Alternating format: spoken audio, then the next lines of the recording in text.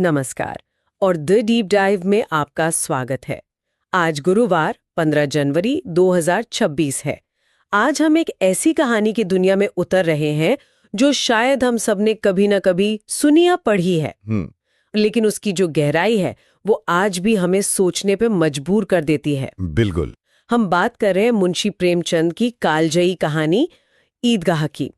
और देखिए, हमारा मकसद ना सिर्फ कहानी दोहराना नहीं है, बल्कि हम इसके किरदारों, खासकर वो जो 4 साल का लड़का है हामिद, उसके मनोविज्ञान की परतों को खोलना चाहते हैं। हाँ। हम ये समझने की कोशिश करेंगे कि क्या चीज एक छोटे से बच्चे को उसकी उम्र से कहीं ज्यादा बड़ा बना देती है, और क्यों ये कहानी एक सदी बाद भी उतनी ही असरदार है। और यही तो प्रेमचंद का जादू है। वो किरदारों को सिर्फ कागज पर नहीं उतारते, बल्कि हमारे दिमाग में जिंदा कर देते हैं। सही बात है। ईदगाह सिर्फ एक कहानी नहीं है, बल्कि इंसानी भावनाओं का और खासकर बच्चों के नजरिए का एक बहुत ही गहरा अध्ययन है। ये हमें दिखाती है कि प्रेम और त्याग सिर्फ बड़े बड़े शब्दों में नहीं होते, वो एक छोटे से चिमटे जैसी साधारण चीज में भी छुपे हो सकते हैं। चलिए, तो फिर कहानी के उस मुख्य पात्र से मिलते हैं जिसके इर्द गिर्द ये पूरी दुनिया घूमती है, हामिद। हामिद 4-5 साल का एक दुबला पतला लड़का। उसके माँ बाप अब इस दुनिया में नहीं है।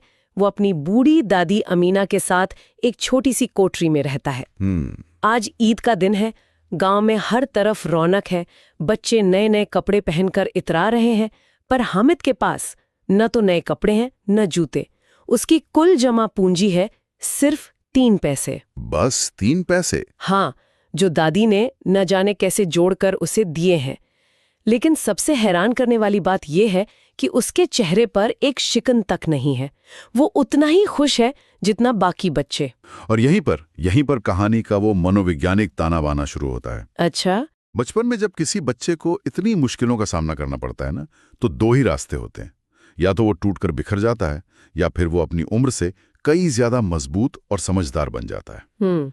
हमें दूसरी किस्म का बच्चा है। उसका अपनी गरीबी पर रोना ना रोना, बल्कि उसे स्वीकार करके खुश रहना, ये उसकी, आप कह सकते हैं, एक असाधारण मानसिक शक्ति को दिखाता है। हाँ। ये एक तरह का डिफेंस मैकेनिज्म भी हो सकता है, जहां वो अपनी असलियत से मुंह मोड़कर एक उम्मीद की दुनिया में जी रहा है कि उसके अब्बा अम्मी वापस आएंगे। हाँ, दादी ने उसे यही तो बताया है। बिल्कुल, कि उसके अब्बा जान रुपए कमाने गए हैं और अम्मी जान अल्लाह मियां के घर से उसके लिए अच्छी अच्छी चीजें लाने गई हैं। ये उम्मीद ही उसकी ताकत है। सही बात है। खैर, बच्चों की टोली ईदगाह के लिए निकल पड़ती है। शहर करीब आ गया है। बड़ी बड़ी इमारतें, अदालतें, कॉलेज। हामिद के लिए ये सब किसी अजूबे से कम नहीं। और फिर आती है हलवाइयों की दुकानें, जो तरह तरह की मिठाइयों से सजी हैं। और यहीं से परीक्षा शुरू होती है। हाँ, बच्चों के लिए मिठाई की दुकान किसी जन्नत से कम नहीं होती है। बिल्कुल, सब बच्चे मिठाइयों पर टूट पड़ते हैं। कोई रेवड़ी ले रहा है, कोई गुलाब जामुन, कोई सोहन हलवा। और हामिद, वो बस ललचाई नजरों से देख रहा है, लेकिन चुप है।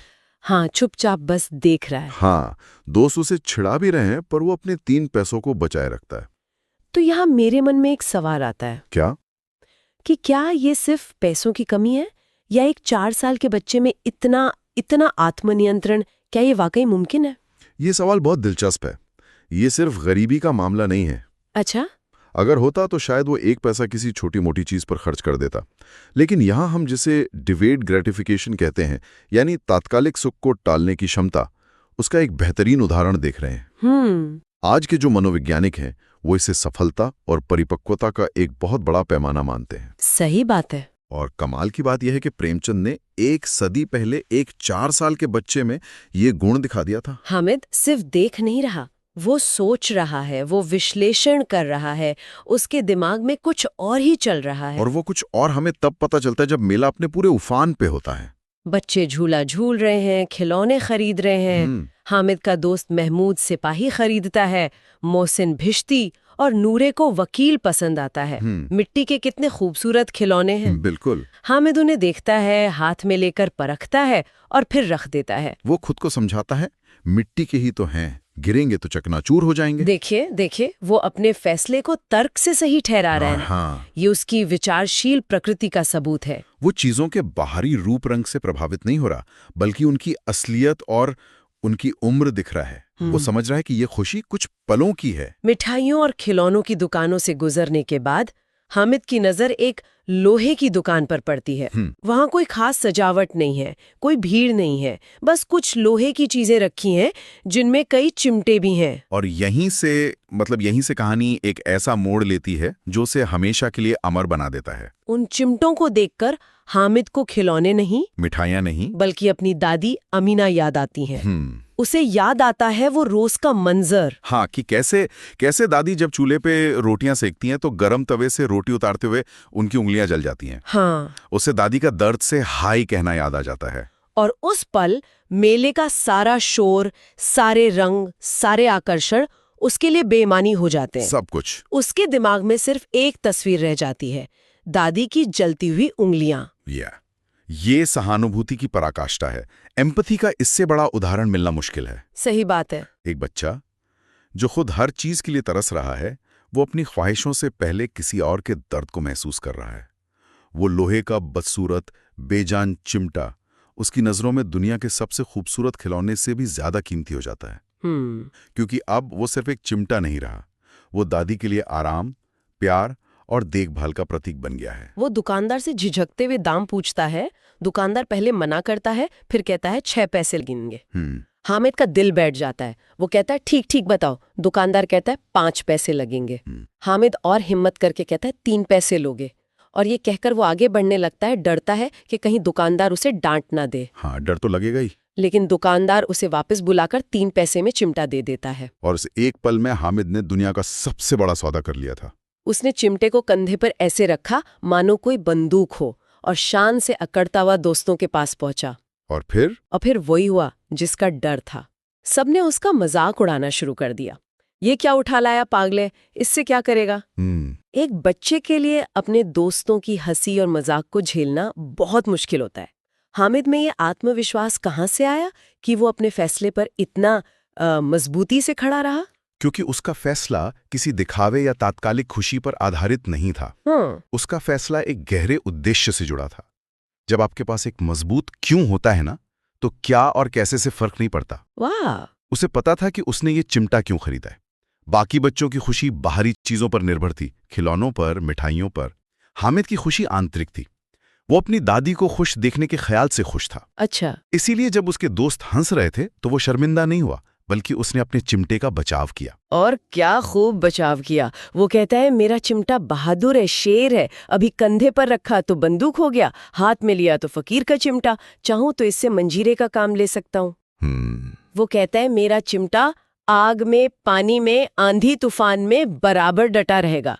तुम्हारे खिलौने तो जरा सा पानी पड़ते ही रंग छोड़ देंगे और गिरते ही टूट जाएंगे। ये हामिद की सिर्फ समझदारी नहीं है, ये उसकी रचनात्मकता और तर्क शक्ति को भी दिखाता है। हाँ बिल्कुल। वो अपने फैसले को सही साबित करने के लिए कितने मजबूत तर्क देता है। वो उस बेजान चिमटे में जान डाल देता है। और ये दिखाता है कि मूल्य सिर्फ वस्तु में नहीं होता, बल्कि उसे देखने वाली नजर में और उसके पीछे की भावना में होता है। और धीरे धीरे बाकी बच्चे भी उसके चिमटे से प्रभावित होने लगते हैं। हाँ। वो अपने खिलौने देकर उसका चिमटा छूकर देखना चाहते हैं। देखते ही देखते हामिद अपनी टोली का हीरो बन जाता है। शाम ढलती है, सब घर लौटते हैं। रास्ते में मोहसिन का भिश्ती जमीन पर गिरकर टूट जाता है। महमूद के सिपाही की एक टांग टूट जाती है। नूरे का वकील भी खत्म हो जाता है। सबके रंगीन सपने मिट्टी में मिल जाते हैं। सिर्फ हामिद का चिमटा सीना ताने खड़ा है, सही सलामत। जब वो घर पहुंचता है तो दरवाजे पर ही दादी अमीना उसका इंतजार कर रही होती है। वो दौड़कर हामिद को गोद में उठा लेती हैं और फिर वो सवाल पूछती हैं जिसमें एक दादी की सारी उम्मीदें और डर छिपे हैं। मेले में कुछ खाया पिया? क्या लाया है मेरे लिए? उन्हें डर है कि बच्चे ने अपने 3 पैसे यूं ही बर्बाद तो नहीं कर दिए। वो सोच रही हैं कि दोपहर हो गई, बच्चे ने कुछ खाया नहीं होगा, भूखा होगा। और हामिद बड़ी शान से अपना चिमटा आगे बढ़ाकर कहता है, दादी मैं ये लाया हूँ, अब रोटी बनाते वक्त तुम्हारी उंगलियां नहीं जलेंगी। अमीना पहले तो चौंकती हैं, फिर उसे डांटती हैं। कैसा बेसमझ लड़का है, न कुछ खाया न पिया, लाया क्या है ये चिमटा। लेकिन जब हामिद कहता है कि उसने ये सिर्फ उनके लिए खरीदा है क्योंकि उसकी उंगलियां जलती थीं, तो अमीना का सारा गुस्सा पिघल जाता है। बिल्कुल। उनकी आंखों से आंसू बहने लगते हैं।